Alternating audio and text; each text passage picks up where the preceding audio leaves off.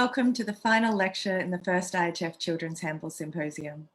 My name is Courtney Gahan. I am a part of the IHF media team and I am your moderator for this final lecture today. Today we have 3 translation options available if you are joining us on Zoom. We have French, Spanish and Arabic translation. You can find these at the bottom of your screen by clicking the globe icon marked interpretation.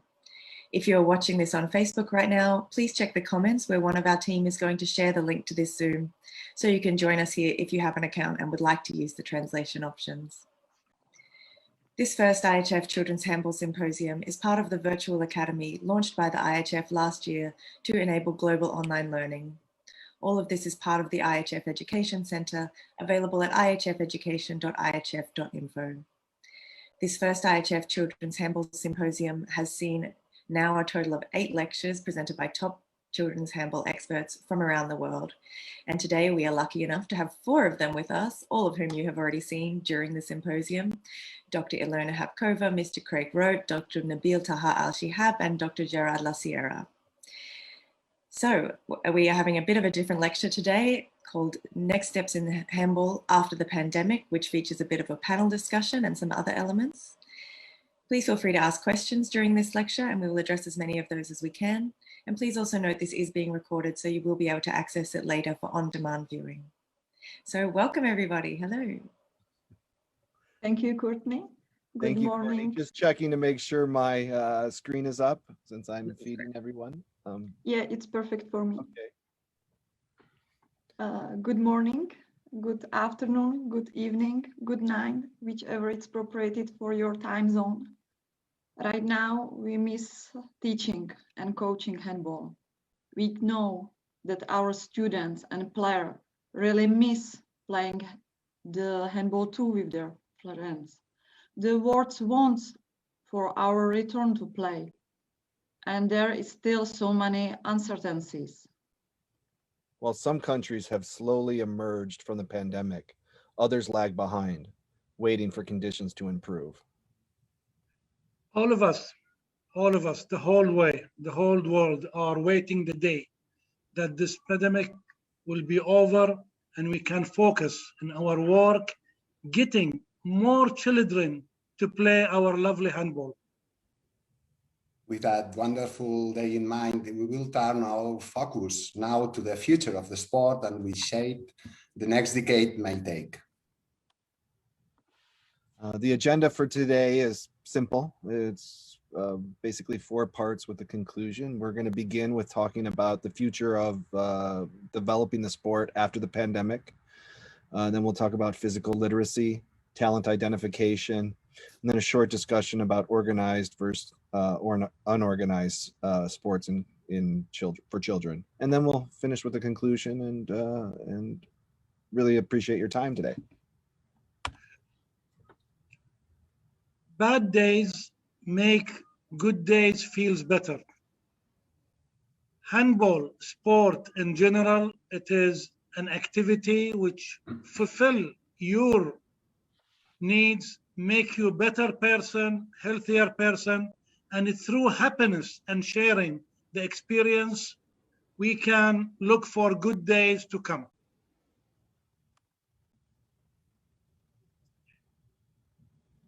The future of our game, the future of sport and all, and our game after the pandemic, this is where we focus our lecture today, our meeting, and we have listed many things you will gain, enjoy, and take with you in this journey we had in the sessions we had been doing in the past month.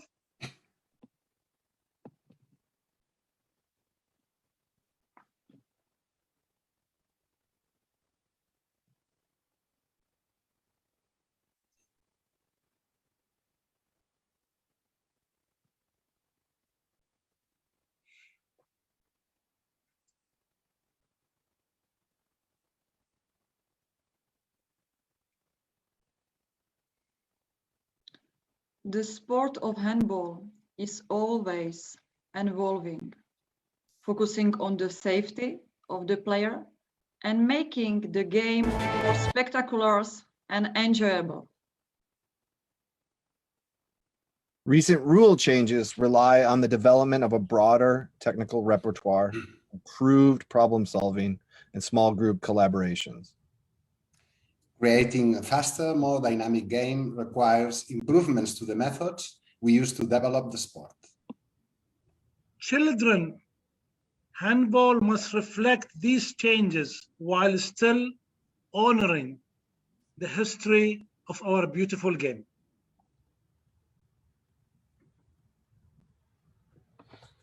Let's enjoy watching the rest of the sequence as it moves to the modern game. Because we need to learn from the past and move to the future.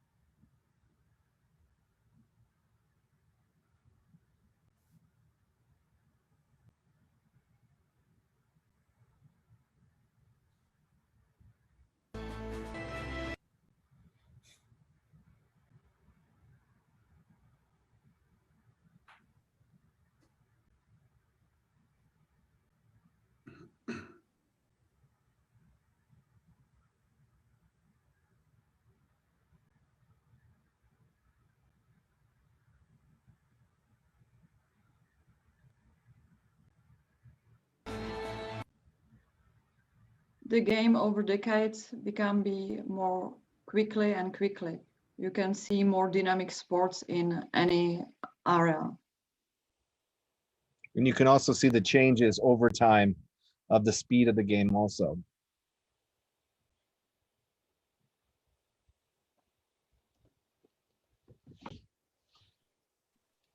About the evolution of our methods. Our methods evolve too as the game. We need to go from a singular focus that we had in the past, more oriented to the technical drills, to interactive games that simultaneously develop technical and tactical skills of entire groups. We need to find a balance from the transition between the technical or tactical approach to bring the children more appropriate form to teach them. You can see here on the pictures two approaches of the technical and tactical elements which we are focusing through the passing and catching. Then we need the improved quality of our games demands to improve of our method. And please never forget that a child's enjoyment during an activity is the number of the one predictor of their sustained participation in our lovely sport, handball. The game is still evolving, and over the course of the next decade, we anticipate more changes to come, focusing on increasing the speed of the game and the threat of fast throw-offs, refining passive play and rules governing the last 30 seconds, and continuing improvements in player and goalkeeper safety.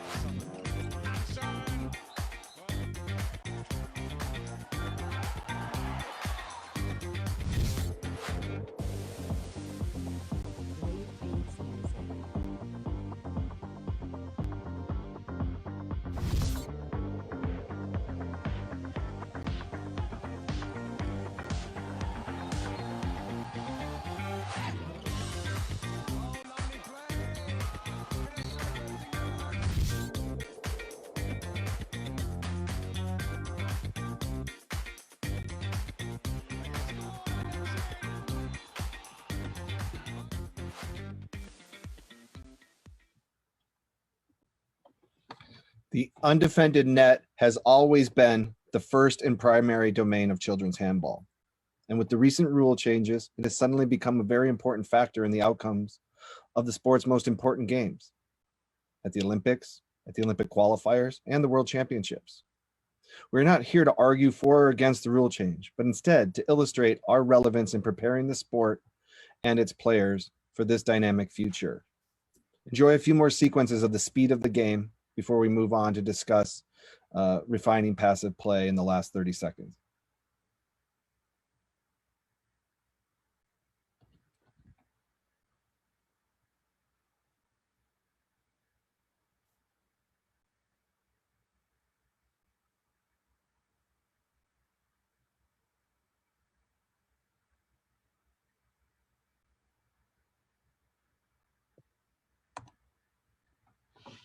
To improve the speed of the game and fast throw-offs, we must include exercises, games, and variation of basic game forms.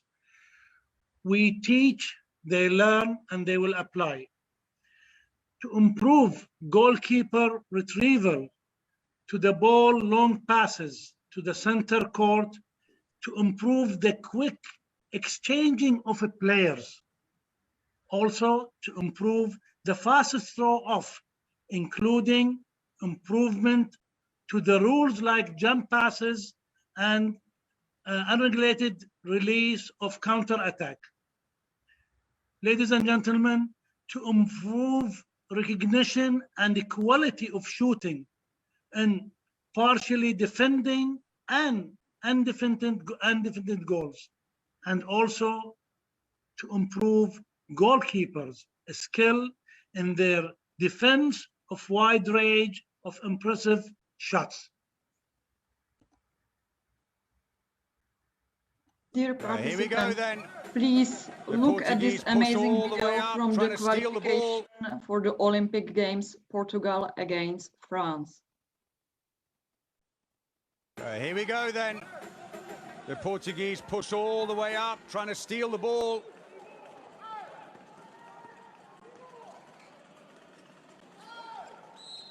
Free throw, looking at the clock, 15 seconds, they want to stop the clock. It wouldn't normally be done, but they have now 14 seconds left. Games and exercise will include objects of the game will fix numerical solutions for joint actions. Stolen!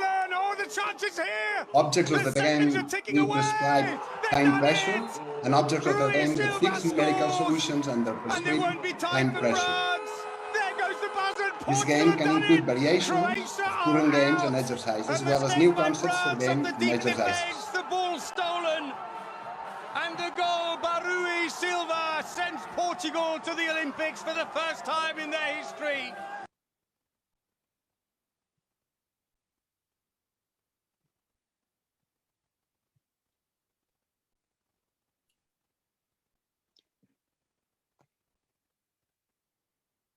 By now, setting a limit of the numbers of passes after the passive play for a warming signal, as you can see on the picture, has been made. There is a need for the creation and improvement of the games and require solution within a determined number of the passes for attackers. The same can now be said of the rules governing the last 30 seconds of the half, which places a premium on timely and TT offensive and defensive action. The tools and skills for solving these problems must be developed during children's handball with games and exercise focused on the unique parameters of these new and adjusted rules. And here you go, Gerard.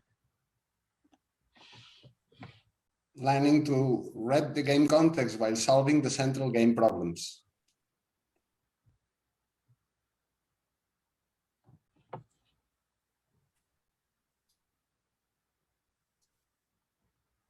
Games and exercises will include objects of the game with fixed numerical solutions for joint actions, objects of the game with prescribed time pressure, and objects of the game with fixed numerical solutions under prescribed time pressure. These games can include variations of current games and exercises, as well as new concepts for games and exercises.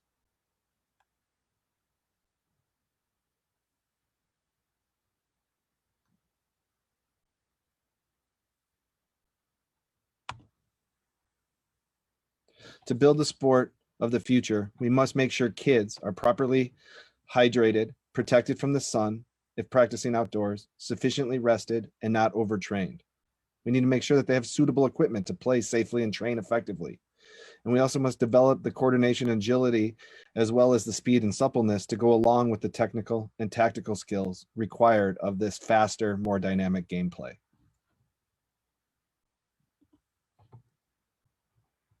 This evolution of the, oops, sorry, go ahead. Safety, safety, safety. You as a coach are responsible of the safety of your pupils, your students, your players. As we saw, the kind of exercises you use, the material you are using, the safety procedures you should know before and during and after an injury, and the physical aid equipment, if it's possible, the access to the physical, to the safety procedures that you have to follow if something happened. We cannot say enough about the safety and the safety procedure we have to take. As a coach, as a parent, you are responsible to the safety of your players. This evolution of the game places great emphasis on our work in children's handball. Focusing on the dynamic interplay and verbal and non-verbal communication amongst teammates and between opponents. I'm sorry for technical problems that they had, but now is the moment to point out that learning to read the game context while solving the central game problems. By developing a highly effective yet broad individual technical skills, repertoire and individual, we need to go to work in the small group and teach tactical skills. I will repeat what already said my colleague Milan Petrinovic in his lecture. The future is of our sports, it's in our hands.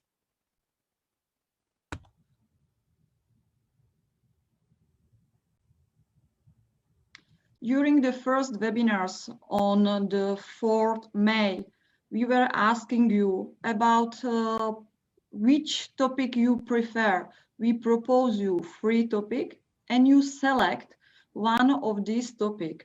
It was mostly recommended if we can develop today physical literacy.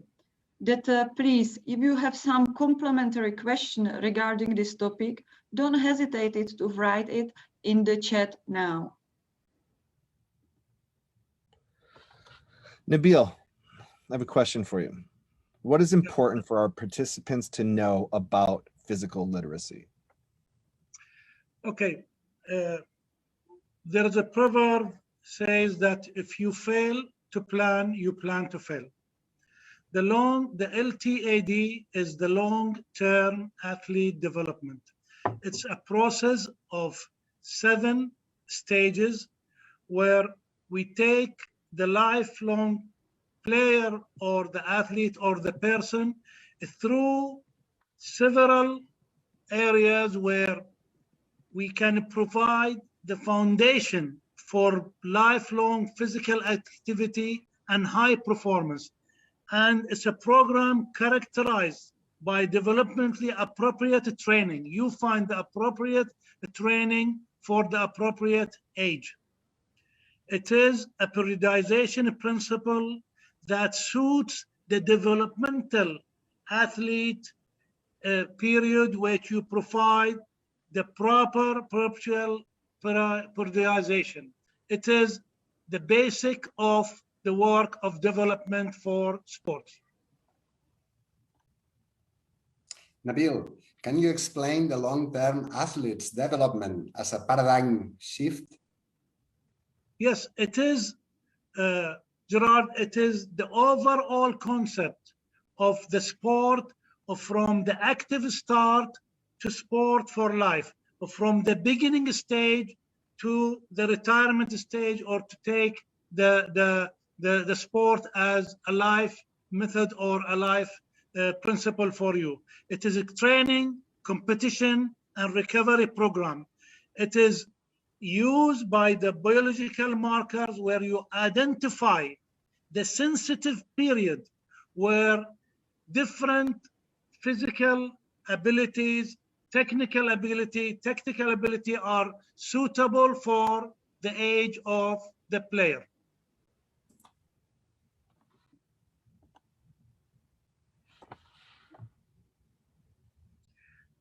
As we can see here, it is very clear that not one size fits all. This is the same persons in different stages of his life, where different methods, different needs, different abilities can be seen.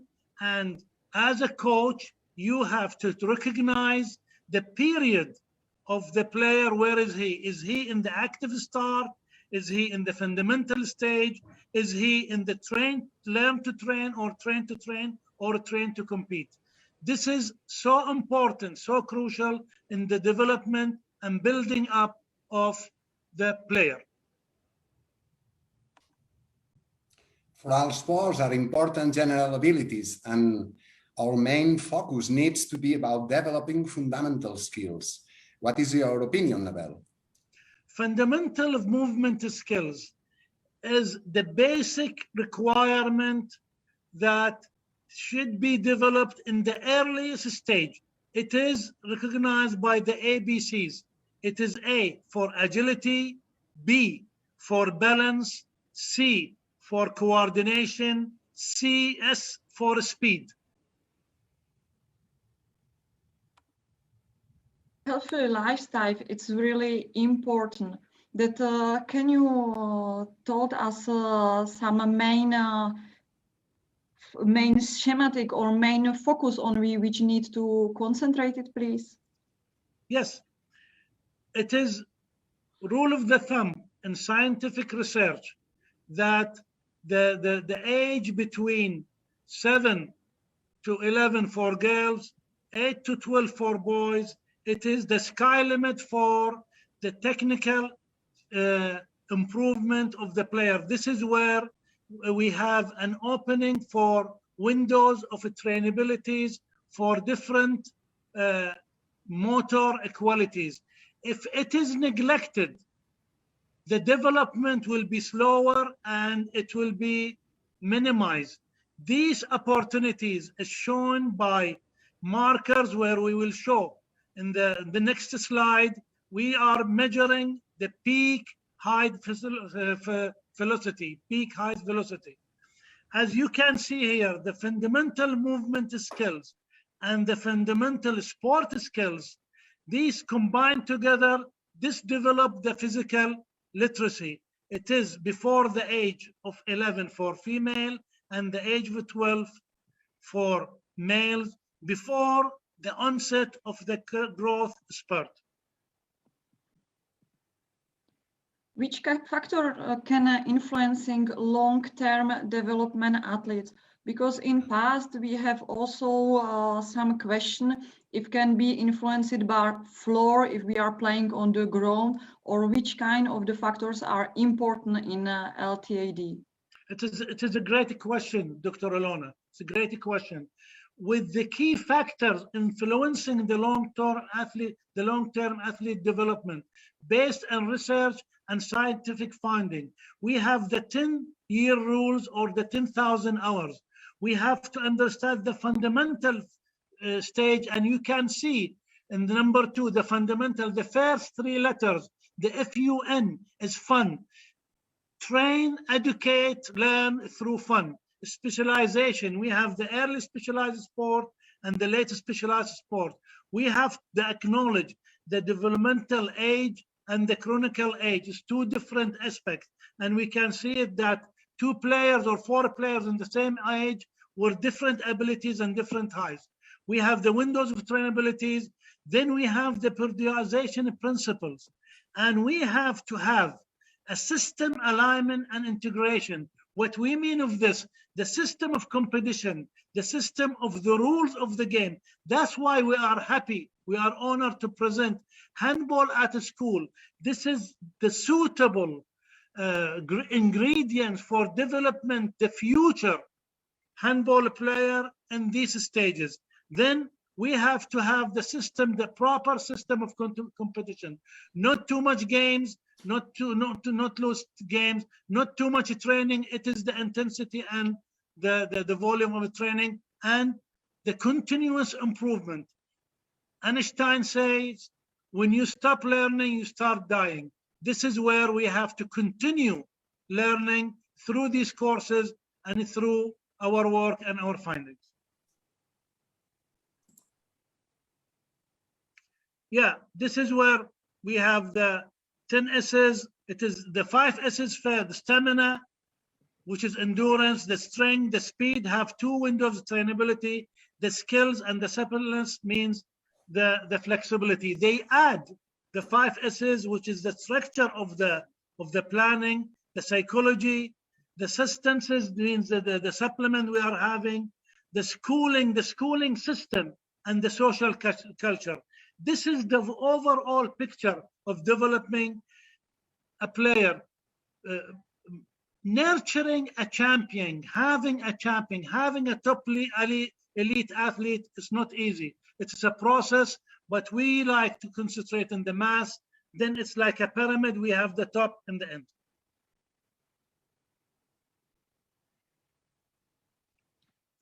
Mentioning an interpretation on PHV, why we do it, for which occasion we need it to work with the young players. This is absolutely, Dr. Ilona, this is, ladies and gentlemen, this is absolutely important. The peak highest velocity where you measure 4 times a year the child, and it will determine that there is a period where you will see the growth is so high. Before the growth and after the growth, this is the windows of trainabilities will open. And for every child, you have the sequence from 3 to 4 centimeters a year. Then suddenly, of course, for the girls easier, for the girls before, and for the boys after. This is puberty. You will see a jump, and after the jump immediately where you have the puberty. And this is the important, this is the neglected area where we have to really to provide the proper training. And we can see in the rest picture, the photos, that the standing measurement, you can measure it. Then you have the torso or the trunk measurement while sitting. Then the arm, the width of the arm. It's very, very simple, 3 measurements, and you can record it, and you can do it 4 times a year, and you will see the jump. Then you can relate it to your program.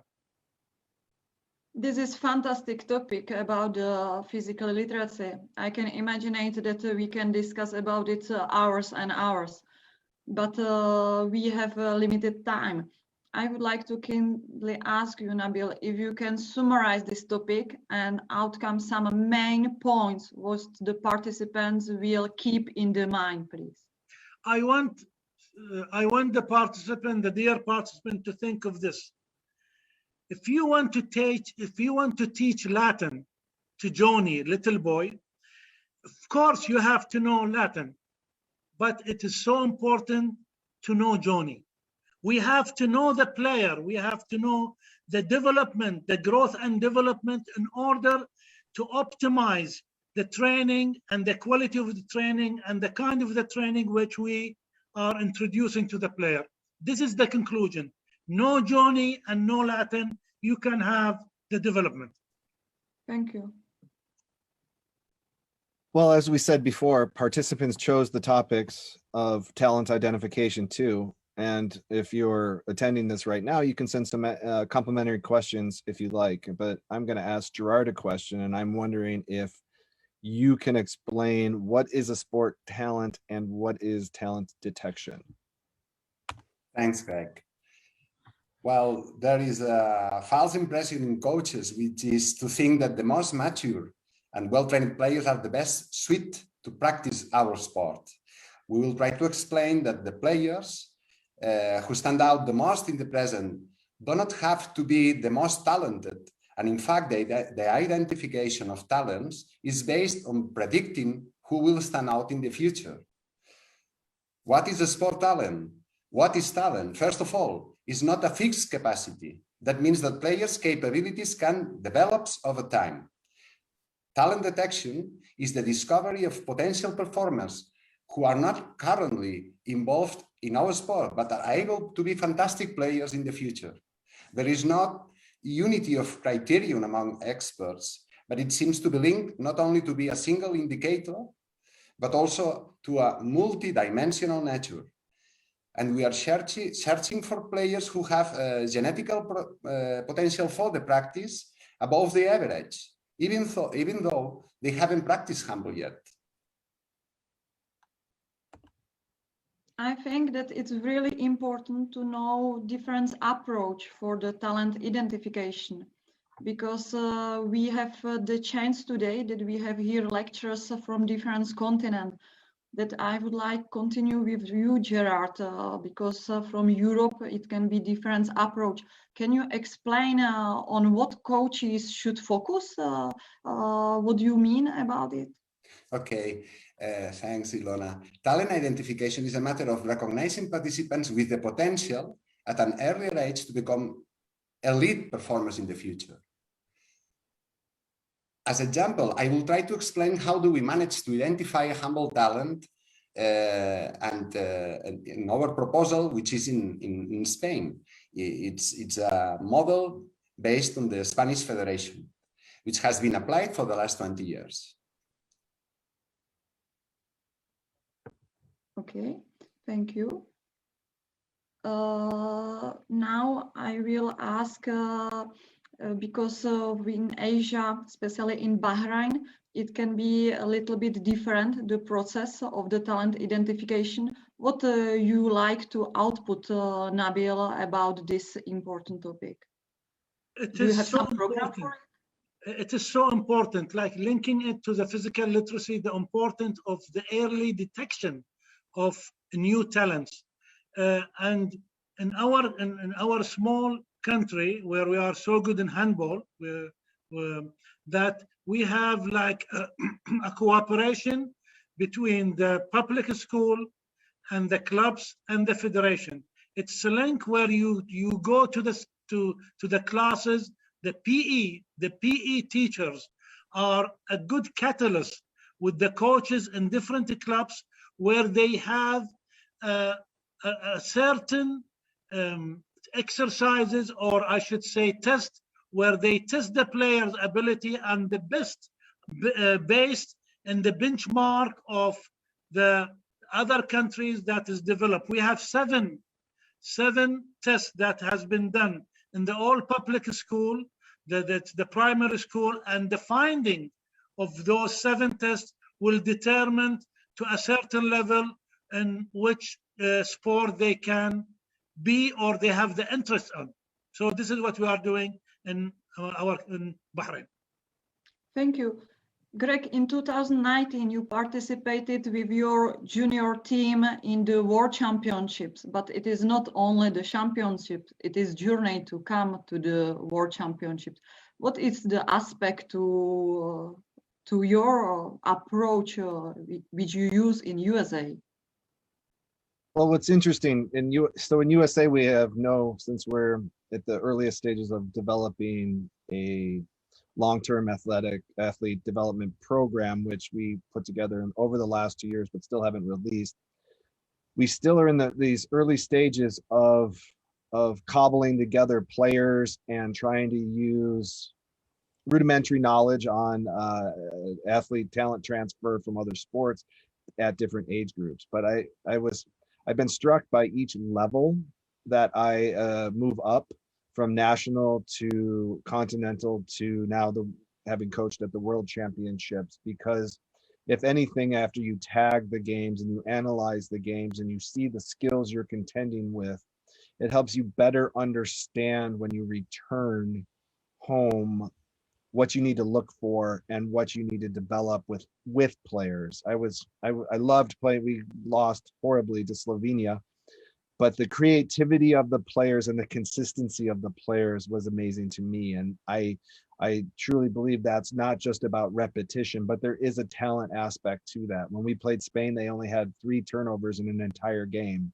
And for me, that's an astounding number to have, only 3 turnovers. And I think that's beyond just repetition of tasks, but a real identifier of talent. And I think it's important for us in America to have these opportunities to play at a high level. Thank you, Greg. Gerard, you mentioned that you have some model in Spain. Can you explain which aspects are relevant to identify sports talent, please? Yeah, but if you don't mind, I will after the explanation of my colleagues Nabel and Greg, I would like to point out that to ensure that the talent detected can improve their experience through training, we must carry out the identification of talents as soon as possible. Fortunately, the life of handball players is quite long compared to other sports in which the maximum performance is obtained at a very young age. In any case, in Spain, we try to assess under 14 years old players.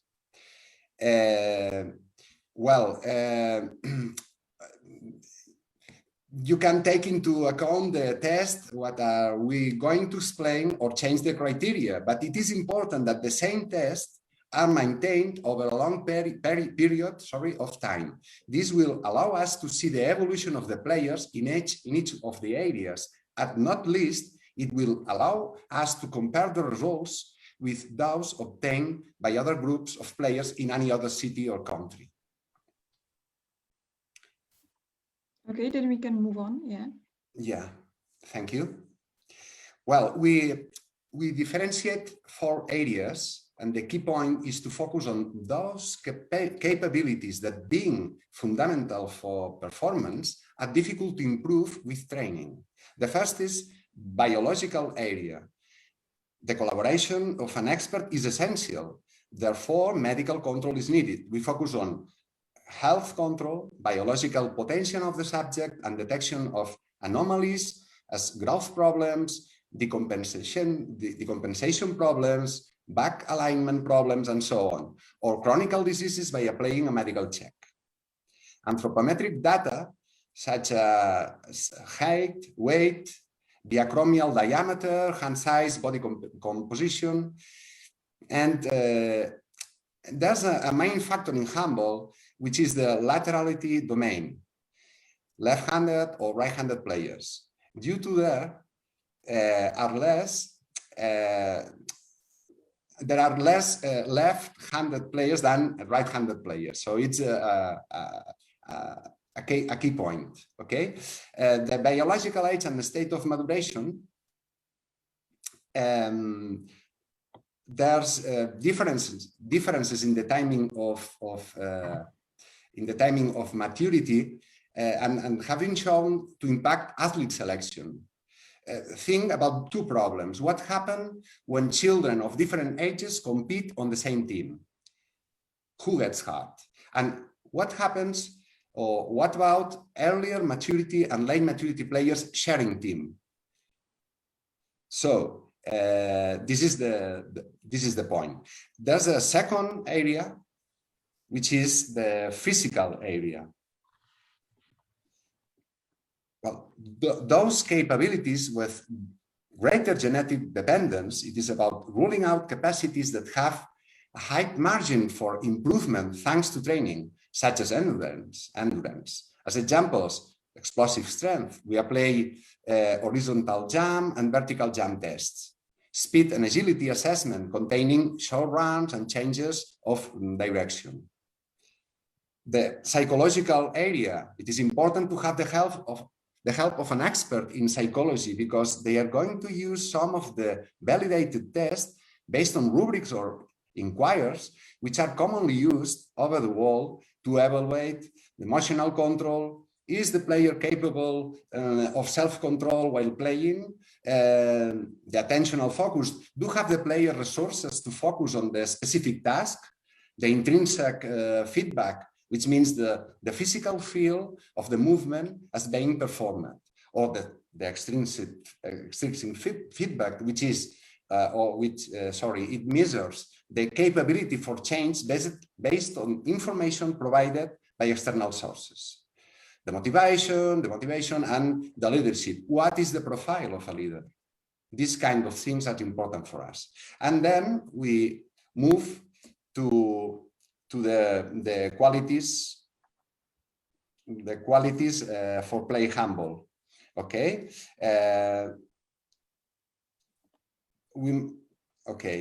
The first is motor coordination. Sorry, one moment, Craig, please. Yes, just instruct me, and I will start. Sorry, but it's interesting because we can maintain the scheme here. That's good for me. We must avoid specific tactical situations to evaluate the ability to play. Think that those players who have been playing longer or who have more hours of training will have too much advantage. Remember, we do not evaluate the current performance. We try to predict the future. Do not evaluate with specific technical tactical tests, but with variable situations to adapt to 3 domains. The first one is the motor coordination. Many of the exercises, as we are going to see now in the screen, are exercises proposed by Professor Pablo Greco in his wonderful presentation, serve as tests to assess the ability to adjust our behavior to context factors such as space, time, and material. Secondly, tactical intelligence and convergent thinking. The second video, where we can use platforms far from the rules of handball to assess the effectiveness in new situations. When we speak of tactical intelligence, we refer to the players making decisions. For this, we need to create game situations like the one you see, forcing the player to decide which is the best option. For example, in attack, pass the ball or score a goal. This ability to select the best response is called convergent thinking. And the third main point is the tactical creativity and divergent thinking. In this video, we will see that creativity is a different capability and should be assessed too.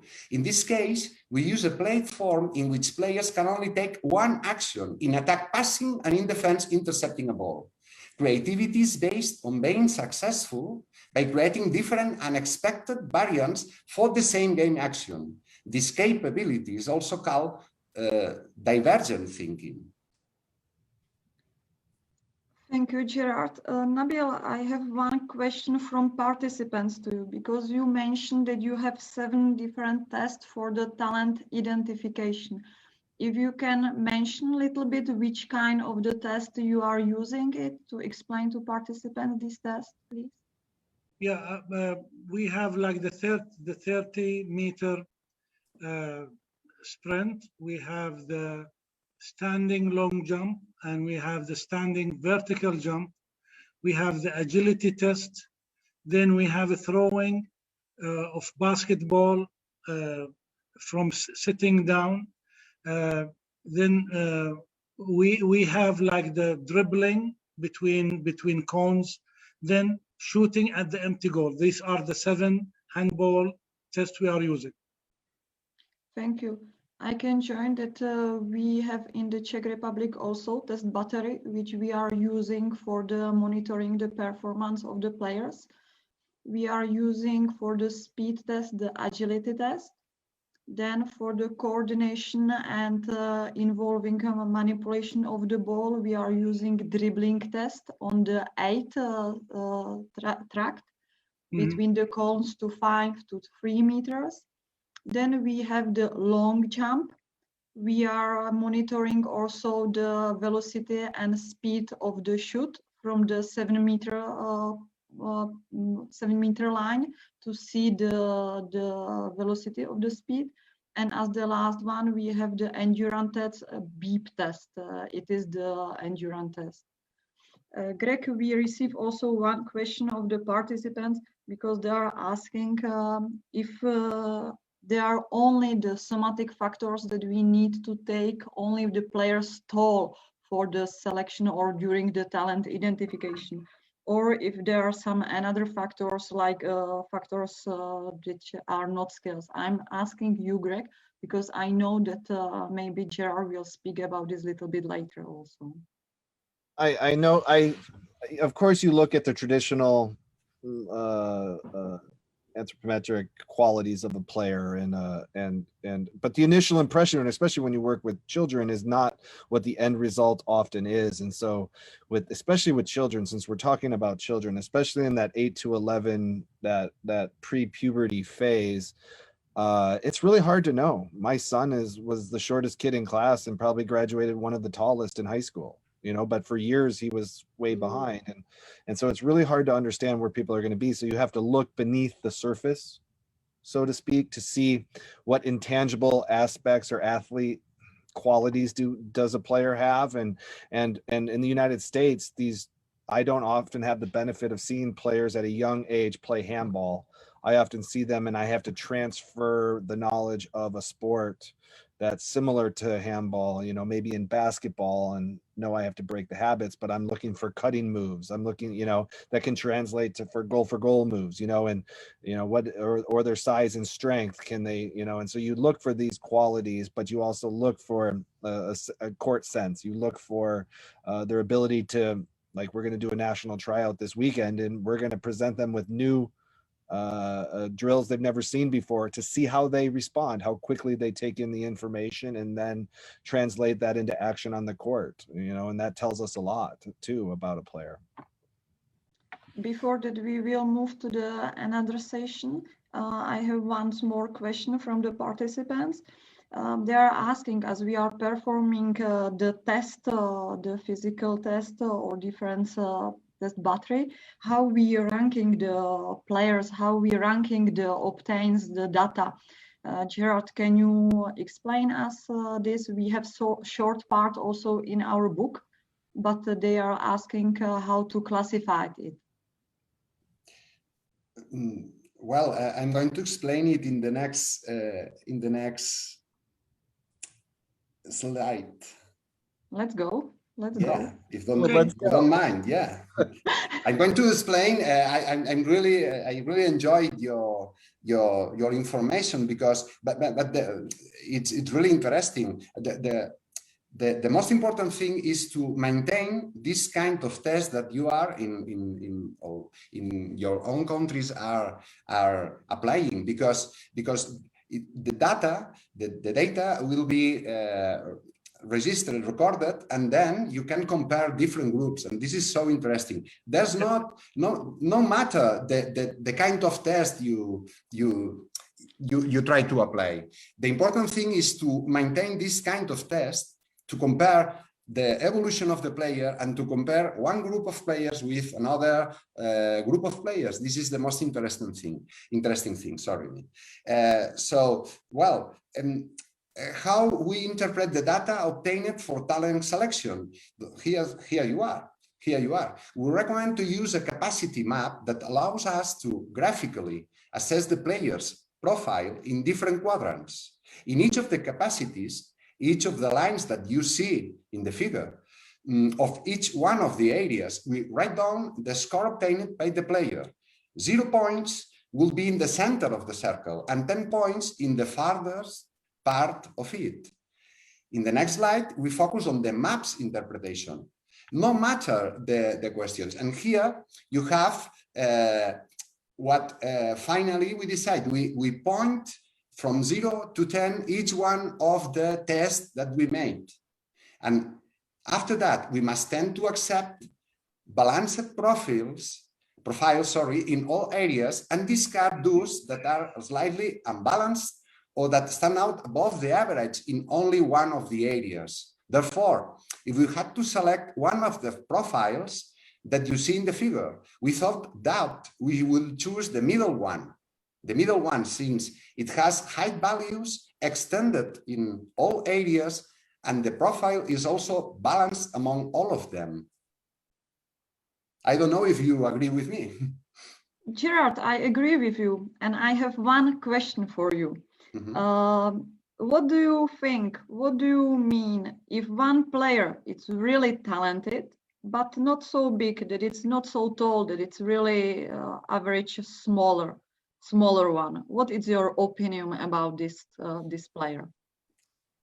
I suppose that in our country, because of the research of a balance in each one of the areas, we have the problem that sometimes we eliminate the taller players because they are very bad at the other areas, you know. But I think that if the player has a psychological, biological, physical, and play areas well balanced, it can have the future. And that's another thing that I would like to explain you, which is we are not assessing the current level of the player. This player can be higher in a short time. We can ask for the height of their parents, of their relatives, and probably this player will grow up in the future. So a talented player is a player who is good at all the areas, not only in one of them. Thank you, Gerard. This topic is also really huge and big, and especially in the talent identification, it is not doing during one day. We need to set up some kind of the pyramidal process and need to work through the different structure and strategy of the country and federation. For the few last moments which we had for this topic, can you develop some advances, some conclusion for the participants of this important topic? Okay, well, we should try to build our own criteria for talent detection, identification, and selection, as we told before, depending on the resources we have. But this is only the beginning. Next step will be talent development. Understanding development implies creating favorable learning environments and giving the players the possibility of grow up and performance. The continuity of the players will depend on the athlete-related factors as housing or the relationship sport studies, the education-related factors as important, for instance, coaching programs, and also the research-related factors. Think about grouping the players, as biobanding say in their studies, by level of maturity rather than by chronological age. This is really important and is the little bit summary of this part.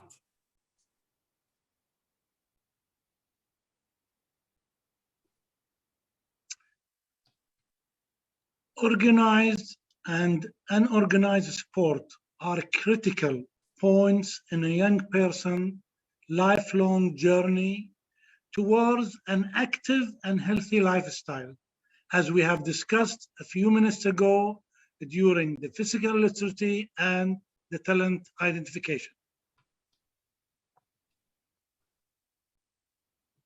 In a world where phones, video game systems, television, and of course internet monopolize so much of young children's time, there is no more satisfaction for parents that only to see the children sitting, that they try to put the children outside in the fresh air, to the gymnasium, try to set up some organizing activity that they can go outside to getting some exercises to be healthy. Kids learn teamwork, sportsmanship. It builds self-confidence and specific athletic skills, and it gets children exercising, in practice and in games. They also learn how to be both graceful winners and losers, as well as it can lead to important parent-child time together, a routine, and unexpected friendships. Ladies and gentlemen, organized sports have become standard for children as young as 4 years old, sometimes even younger. And one more reason why parents encourage sport is to boost the child health. Unfortunately, obesity is on the increase.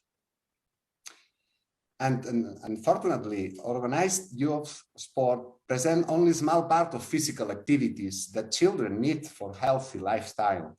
On the other hand, only those who are not in the box trying to develop themselves more and looking for other options can be really successful.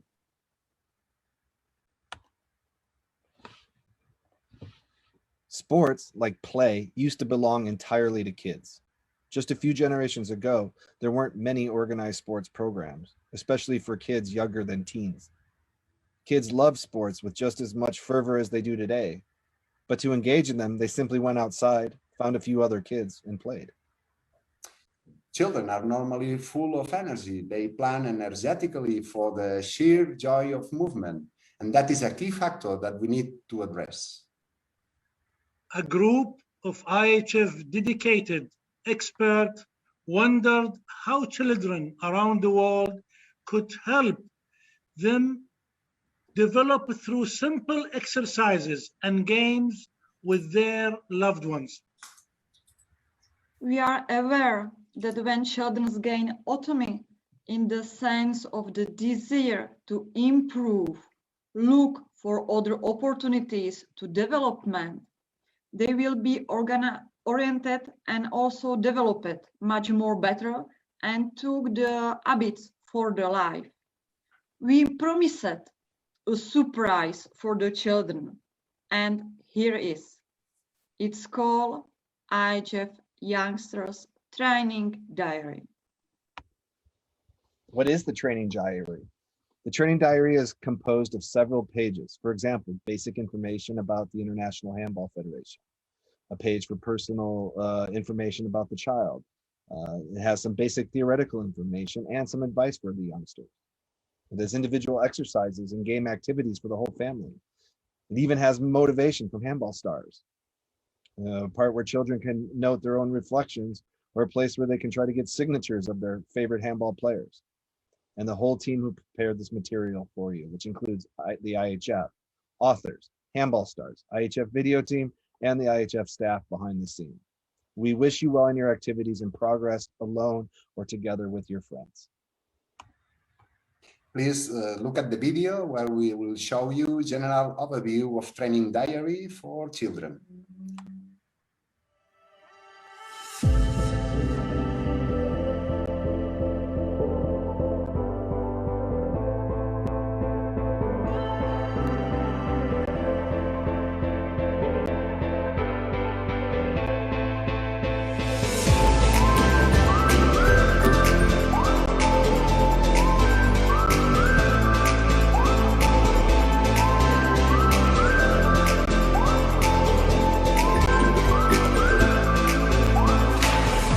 I think the most important for children when they want to play handball is to have fun. Just enjoy and have fun on the training. It's not a process of one day, but it's of every day. If you love it and if you're happy when you're playing, then keep playing and keep pushing every day till you reach. You never know where you can be. Handball has faster tempo and you have to work together with your teammates to score. For all the children that are now starting to play handball, I want to leave one message. Don't give up. The most important thing when you are young is to enjoy the sport, share moments with friends and have fun.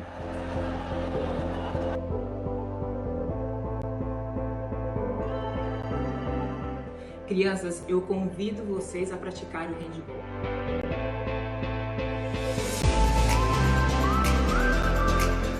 走る、飛ぶ、投げるっていう運動要素に必要な機能性がすごく混ざってるので、実際こう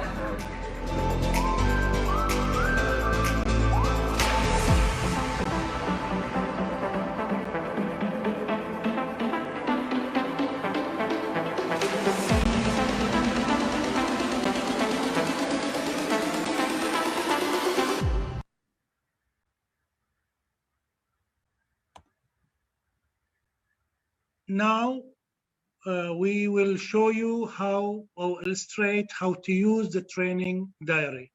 First, make a short warm-up and then train it a little bit, train the exercise for a little bit. As you will be ready, then try to measure how many repetitions you are able to do. Here you can see an example of jump rope for 30 seconds. After the 30 seconds, you write the date, maybe you can do it before date, and how many repetitions you have made in this 30 seconds.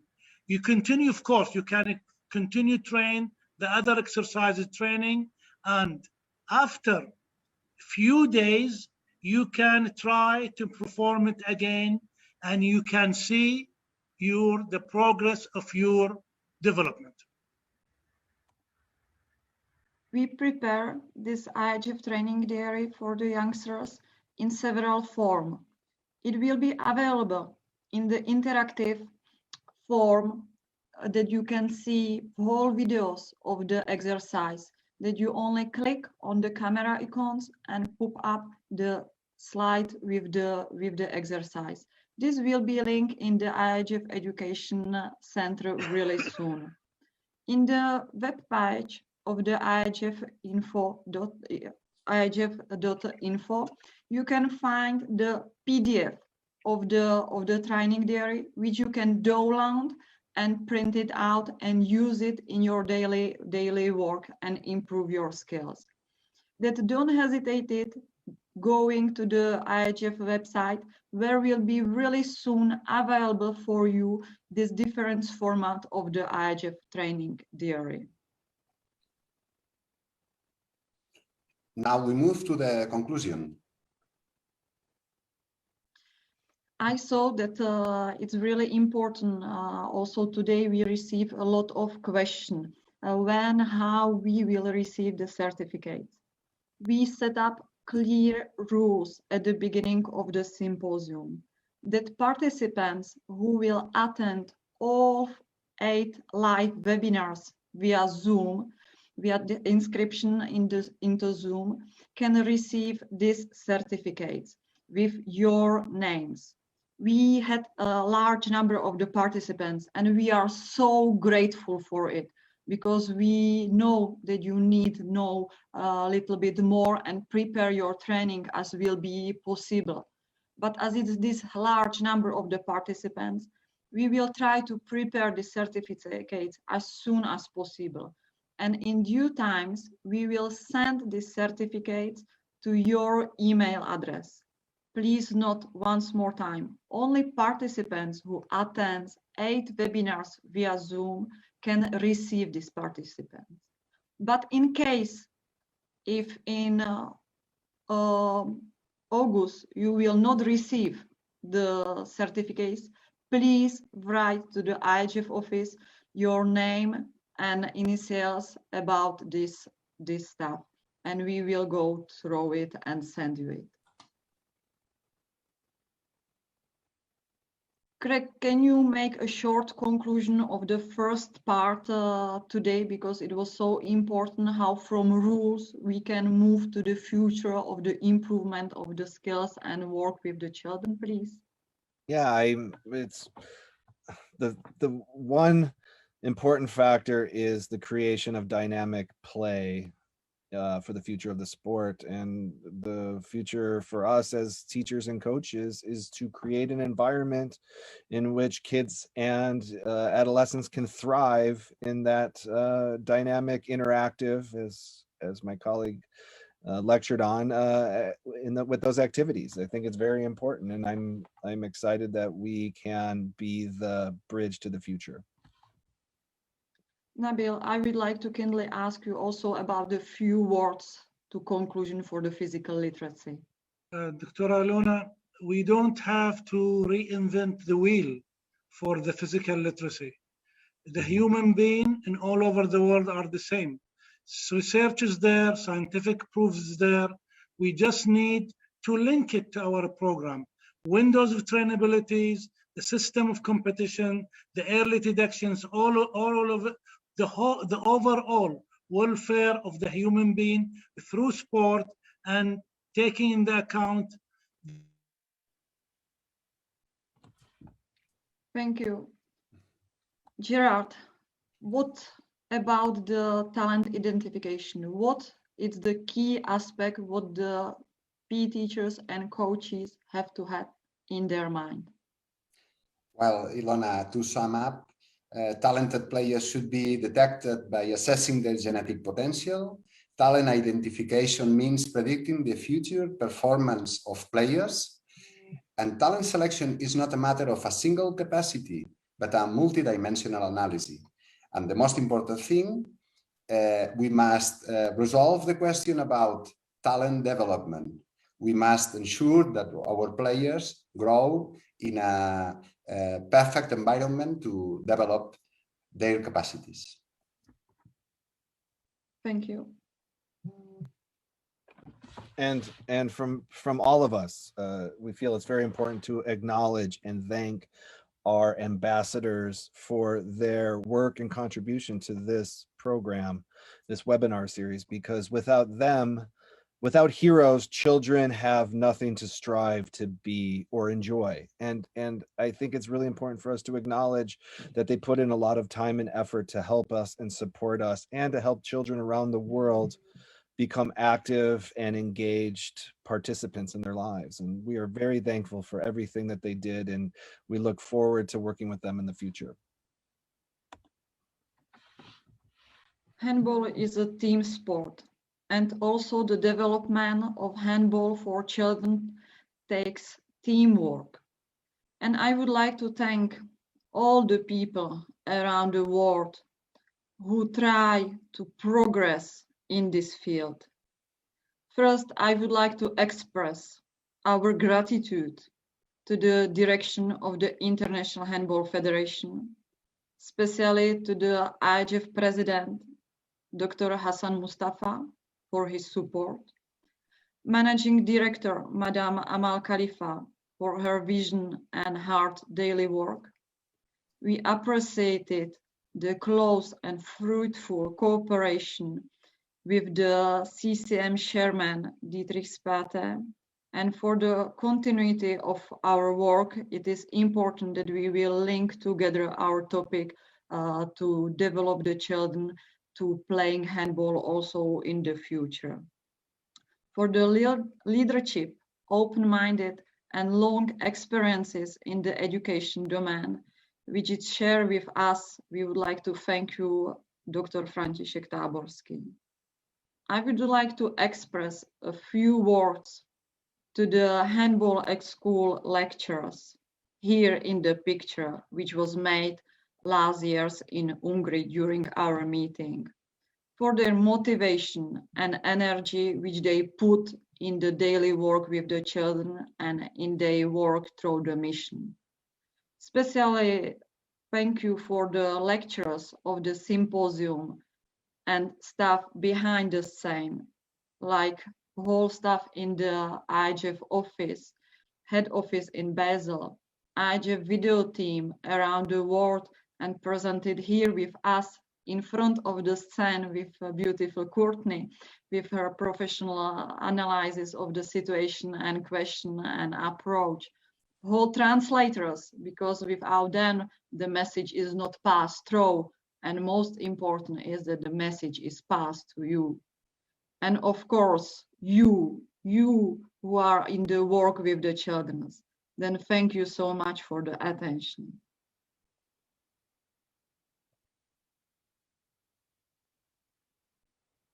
Well, I will just want to say, beyond what I said for the ambassadors, we are very appreciative of the leadership and their support of us and trust in us. And it is only because we are really inspired and motivated to get children playing, and they are inspired and motivated to empower us to do so. Can webinars and programs like Handball at School be possible even in the first place? And I just want to thank everyone and the participants for putting in 4 weeks of time and taking away from your lives to learn to be better at what you do. And that's the whole reason we're here, because when you're better, kids are better. Of course, our passion and commitment from IHF, from all the experts, it's a continuous project. We will continue providing, planning, development of all our handball family through courses, upcoming courses. We will continue developing, as Dr. Hassan Mustafa had a goal for our handball participant to increase, and we have our own passion to reach to you. And through our communication, we can wait for courses and activities to come in the future. I would like to thank all the participants for their loyalty during these days, the support of my colleagues, Ilona, Craig, and Nabil, the opportunity and the facilities provided by the International Handball Federation staff. And finally, I would like to thank all the handball experts who have worked on handball before me, as they have been and will be a source of inspiration. Thank you very much.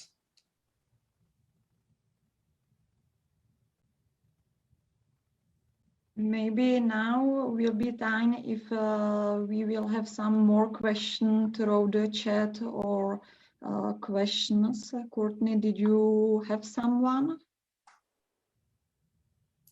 I have 2 questions that are a bit general that I think would be a good thing to end with. And they're topics that have come up through many lectures. So let's re-bring these messages home.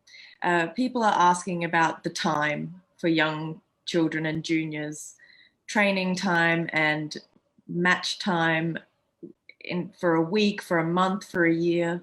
What are your recommendations?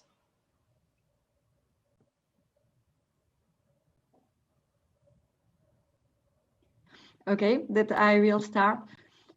It depends the youngest children. That with the really youngest children under 7 years old, we can have the session where we are really focusing about 45 minutes. But if we take a time as the children comes, you can say hi, hello, how are you? Then you join it. It's more linking how long they are able to focus, not about the long duration of the lesson, because focus is the key of the useful teaching and learning. That you alternate different activity, and then as the children learn focus longer, then you increase the training lesson. From the youngest children, we can have a training only 1 time per the week, and then of course we increase the duration and number of the lectures per week. And I could add that in many culture or many societies, children will do several sports. So you have to put in account that they will come to you maybe once, twice, 3 times a week, where the measurement of time is the entrance and the involvement of the children. You can plan, but you have to make sure that, like what Dr. Ilona said, 50 minutes, 45 minutes, you have to make sure that the interest, the focus are there. Because the most important factor, or one of the most important factor, that children will adapt, will love the sport to continue in the sport. And I will just say that I think it's hard, and it might be different in other parts of the world, but it's so competitive here in the United States, in that when you have an athlete training with you, it's so easy to want to have that athlete's focus and attention be on you, but that's not what's best for the athlete in the long run, and ironically not the best for you or your program. And so, like I spoke in my lecture, a diversity of activities, both within our practice models and teaching plans, but also for the children. And we need to encourage, we need to encourage multi-sport participation. We need to encourage, especially in this pre-puberty into peak height velocity time frame, you really need to encourage a diversity of activities for their own enjoyment, for not overtraining, for repetitive use injuries prevention, but also just for they build a new they'll become better athletes the more sports they play, but sometimes it's hard for us to see that when we stand so close to the situation. So I just encourage all teachers and coaches out there to be encouraging especially your children in the 8 to 14 range to be playing all the sports they can, and on the side be having activities that are fun and enjoyable and athletic, but not, like we said, but unorganized. They need to be healthy for life, and that becomes part of your life. Well, I totally agree with my colleagues. And about time of competition, well, I think that we need to not reduce the time, but divide the parts of the game in periods, as we used to do in each one of the countries. Divide the same time of the match, divide in different periods, and it will be possible to ensure that all the players play on an equal situation in the match. That's all. Very good point. Oh, sorry. No. This is one thing we've also talked about in a few of the lectures, but I think let's try and deliver a conclusion here. So we've talked about talent identification and so on in this lecture, and people are asking, again, what are the factors that you try to bring to keep children interested in handball? If you detect that they're interested in leaving handball for another sport, how do you try to keep them really interested in handball?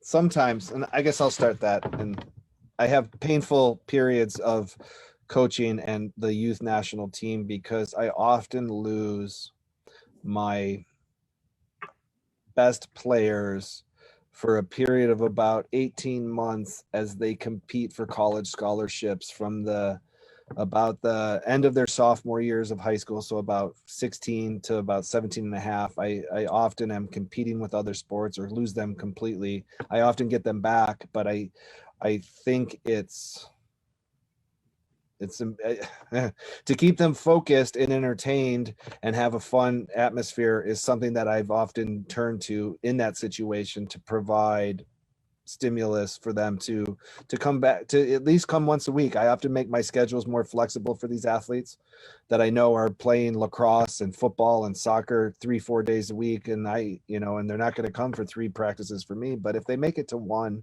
I try to be flexible, and I don't give them preference like in game time, but I don't want to lose them.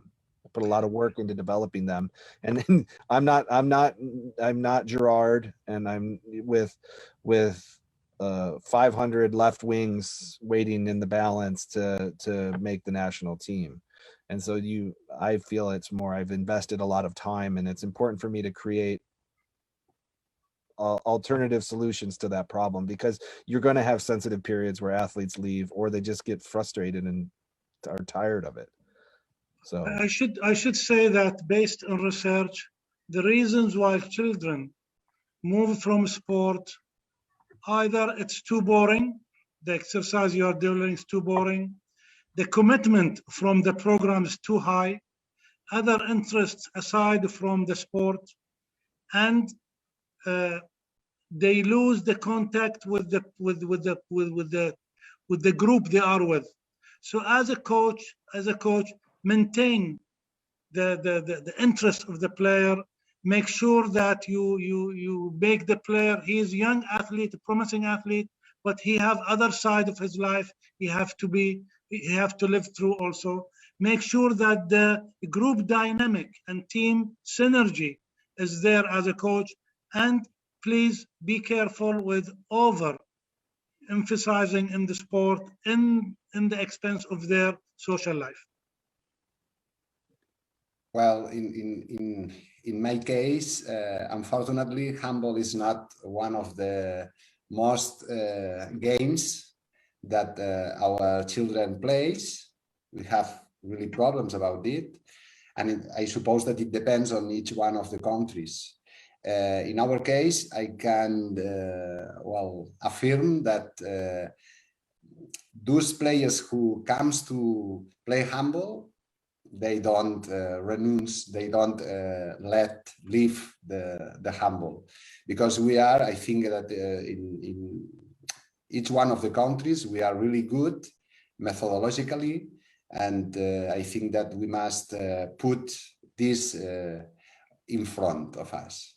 And I think that we are one of the best methodological approaches to a team sport, rather than other sports that, well, perhaps they have the attraction and the media are focused on these sports. But in our case, I'm proud of the methodological work that we are doing in the whole world. I will be really short. It is also about to show children which opportunities they can have in our family, in our handball family, in our sports. What they can grow up and which journey they can take it. Because sometimes if they start to playing, they couldn't imagine what everything is possible in our sports. Then show them opportunities, give them the possibilities to go and move forward to be successful in this field. Okay, thank you everybody. So I think that brings us to the end. So I will wrap up for us if everyone agrees. I think we have one more. We're going to talk about upcoming events and then for you, Courtney. So we'll quickly just discuss our upcoming events. Yes, we have activities. We, through dedication of our lecturer, our committees, and handball at school courses with the D renewal of the D and the multiplier course. This is something we are looking forward to. Handball at school campaign, new materials coming up.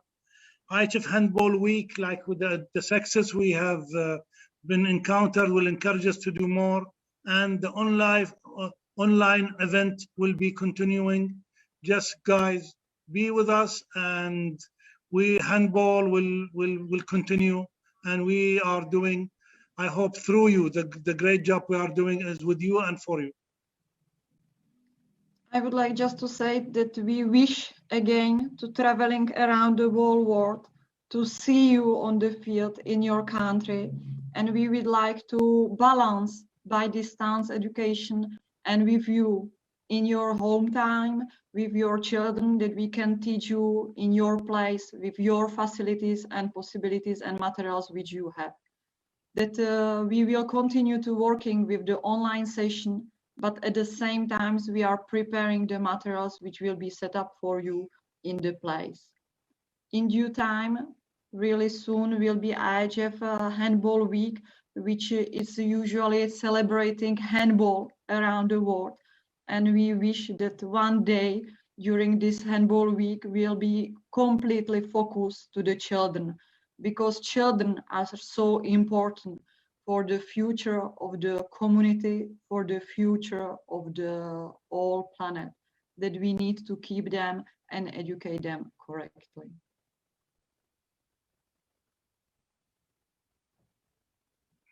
Okay. Thank you. Yeah. Thank you, Courtney. Do you have some last closing, please, comments? Yes, I will just say, well, from my side, I would like to congratulate the Handball at School Working Group for this program. It's been really amazing to see every day comments from all around the world, people joining and finding your lectures so informative. So on behalf of everyone around the world who loves handball and wants to see a good future, I would like to say thank you to you. To our audience, As mentioned, we have plenty still coming up, so please keep an eye always on ihf.info and follow us on our IHF social media channels so you have all the latest news always. So that brings us to the end. Thank you, everybody. Thanks, everyone. Thank you to everybody. Bye-bye. Thank you. Bye-bye. See you. Bye. Stay Bye. healthy. Stay healthy. Thank you.